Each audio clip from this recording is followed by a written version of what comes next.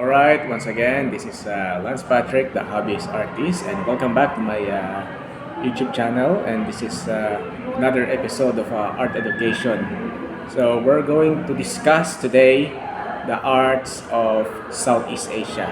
So, bago ang lahat, tanongin ko kayo, ano-ano mga bansa na nasa Southeast Asia? You may type your comment or you may type the answer in the comment box. Alright, let's start now.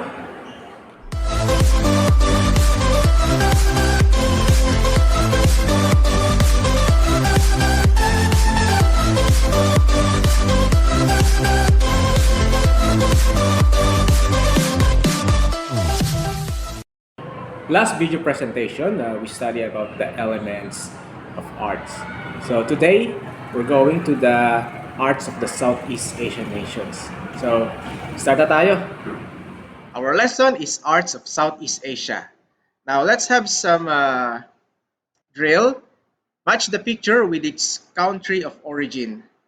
And below, here are the choices. So, start na tayo. Here are the pictures. You may pause this video so that you may answer this correctly. You may type your answers at the comment section below.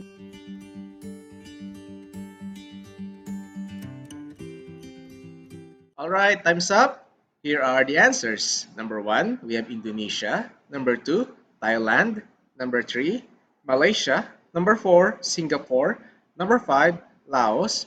Number 6, Brunei or Singapore. Let's appreciate the wonders of Southeast Asian artifacts in one's creation. So, simulan na tayo.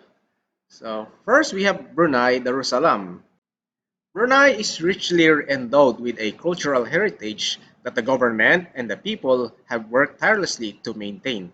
The nation's arts and handicraft center, for example, is a living testimony to the preservation and the proliferation of the arts and crafts, and for which Brunei was once renowned, including boat making, silversmithing, bronze tooling, weaving, and basketry.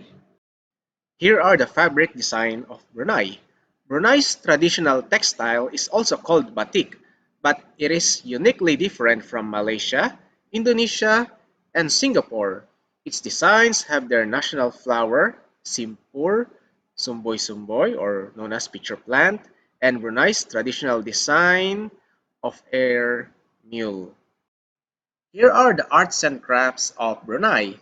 First, we have the songkok, or also known as pesi or kopya.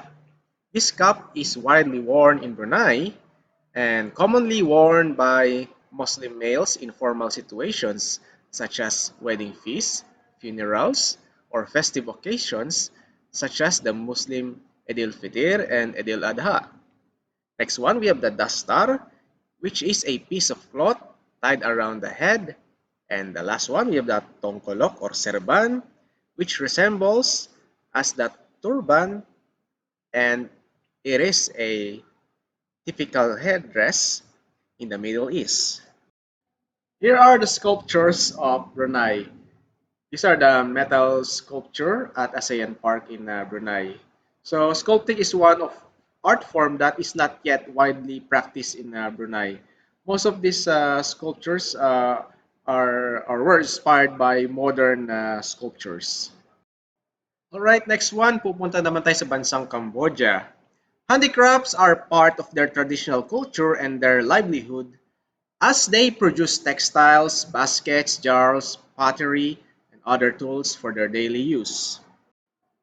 The art of stone carving has flourished in Cambodia for many thousands of years, from small statues to the breathtaking carvings found at Angkor Wat. This art medium has become one of the country's most cherished art forms. Here is the picture of Cambodia's famous Angkor Wat. Cambodia has also their own fabric designs. Silk weaving in Cambodia dates to as early as the 1st century, since textiles were used for trading. There are two main Cambodian weavings or two types of Cambodian weaving. First, we have the ikat or the Khmer term chongkiet, hindi chongke ha. This to create patterns, weavers tie and dye portions of weft yarn before weaving begins. Another one, we have uneven twill. It yields single or two color fabrics which are produced by weaving three threads so that the color of one thread dominates on one side of the fabric while the two others determine the color on the reverse side. Cambodia's silk weaving has been revived in the past 10 years or more than 10 years and now provides employment for many rural women. Cambodian silk is generally sold domestically where it is used in sampot or wrap skirts and pidan or pictorial tapestries. Now it has seen an increase in export viability. Cotton textiles remains popular in Cambodia, where also rural women often weave homemade cotton fabric, which used in garments and for household purposes. And we have the krama, the traditional check scarves worn almost universally by Cambodians, also made out of cotton or made of cotton. The sculptures of Cambodia. For many thousands of years, the art of stone carving has flourished in Cambodia, from small statues to the breathtaking carvings found in Angkor Wat. This art medium has become one of the country's most cherished art forms. Stone carving has been both passion and livelihood for many Cambodian sculptors. It has very long history fascinating, which goes back to the foundation of the Khmer nation. Next one, punta naman tayo sa kapitbahay ng Pilipinas, which is Indonesia. The arts of Indonesia are many, especially Indonesian paintings, which are unique works of art. A long-standing tradition of sculpture can also be seen in the art and culture of Indonesia, known for its stone, bronze, and iron ages. Here are the fabric design of Indonesia. Batik is an Indonesian Malay word believed to be related to the Malay word titik, which means point, dot, or drop. There are two categories of batik design. We have the geometric motifs, a fun trend that focus on the simplistic design or beauty of mixing certain shapes, lines, and curves together for creative results. And another one, we have the free form. This is a modern patterns of batik use linear treatment of leaves, flowers, and birds.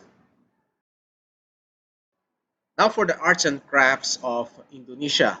Wayang kulit, ito ay pinakakilala sa Indonesia. This is a type of puppet shadow play performed around the Indo-Malayan archipelago, tracing its origins to India. Shadow puppetry is famous in Indonesia, known as the wayang. In modern Indonesian language means show, to perform. Kulit means skin, a reference to the leather material that figures are carved out of. So, ito yung tinatawag nilang wayang kulit. The puppets are moved behind a cotton or linen screen by a dalang or a puppet master in a shadow puppet play. Here are the sample pictures of wayang kulit. We have the sculptures in Indonesia or sculptures of Indonesia. The sculptures can be found in numerous archaeological sites in Sumatra, Java to Sulawesi. They usually create sculpture that depict ancestor, deities, and animals. And last one for the part one, we have the Laos. Hindi Laos Laos. In this country, they make paper by hand in the wider region for over 700 years using the bark of the local sa or mulberry tree. In the recent years of the art of sa paper handicraft has been revived, particularly in Luang Prabang, northern Laos, where it is now used to create typographical error, create lampshades, writing paper, greeting cards, and bookmarks. Here are the fabric design, arts and crafts of Laos. Most diverse of these stories are the ones woven into a scene. The Lao women's ankle-long skirt patterns are unique to each skirt. Sa paper was used for calligraphy and for making festive temple decorations, umbrellas, fans, and kites. Here is the example of sa paper design. And we have also the sculpture of Laos. Lao artisans use variety of media in their sculptural creations. Typically, the previous metals such as bronze, silver, and gold are used. The most famous statue made of gold is the Prasai of the 16th century. Another famous sculpture in Laos is the Prabang, which is also cast in gold. And here are our lesson for today. For evaluation, let's see if you learned something in our lesson. This is identification, so identify the following artworks from Cambodia, Laos, Indonesia, and Brunei. You may pause this video as you answer these following questions. You may type the answers on the comment section below. Or if you want to know the answer, PM is the key. If you learned something in our video lesson, you may comment down below kung anong natutunan ninyo.